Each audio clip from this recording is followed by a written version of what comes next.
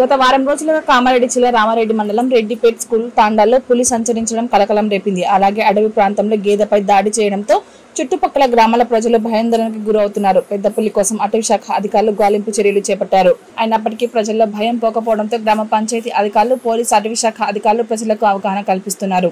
పెద్ద పులి సంచరిస్తుందని చుట్టుపక్కల గ్రామాల ప్రజలు అప్రమత్తంగా ఉండాలని దండోరాలు వేస్తూ అలాగే మైకుల ద్వారా ప్రచారాలు చేస్తున్నారు.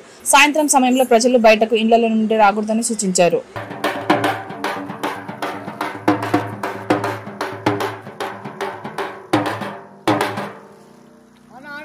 గ్రామంలో మన నడమొక్కన పెద్ద పులి తిరుగుతున్నది. అందుకని పశువులు కొట్టుకొని వెళ్ళేవారు. మేకలు కానీ గోదలు కానీ ఒంటరిగా వెళ్ళకండి. అక్కడ వెళ్ళదో జాగ్రత్త పడండి. లేదా ఏమన్నా జరిగినట్టు మీ పశువులకు కానీ ఏమన్నా జరిగిందో అది మాకు గ్రామ పంచాయతీకి ఇన్ఫర్మేషన్ ఇవ్వగలరు.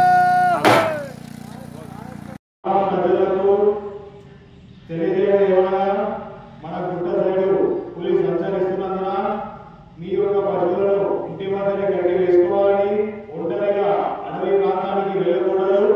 ఒకవేళ పశువులకు ఏమైనా గాయపరిచినా, చంపేసినా సంబంధిత అడవి శాఖ అధికారులకు సమాచారం ఇవ్వాలని, ఎలాంటి విష ప్రయోగాలకు పాల్పడవద్దని సవివరంగా తెలియజేస్తున్నాము.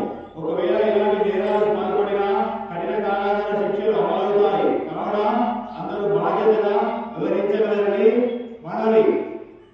ఏమనగా పెద్ద పులి మన అడవిలో సంచరిస్తున్నందున మీ యొక్క పశువులను ఇంటి వద్దనే కట్టి వేసుకోవాలని, ఒంటరిగా అడవి ప్రాంతానికి వెళ్ళకూడదు.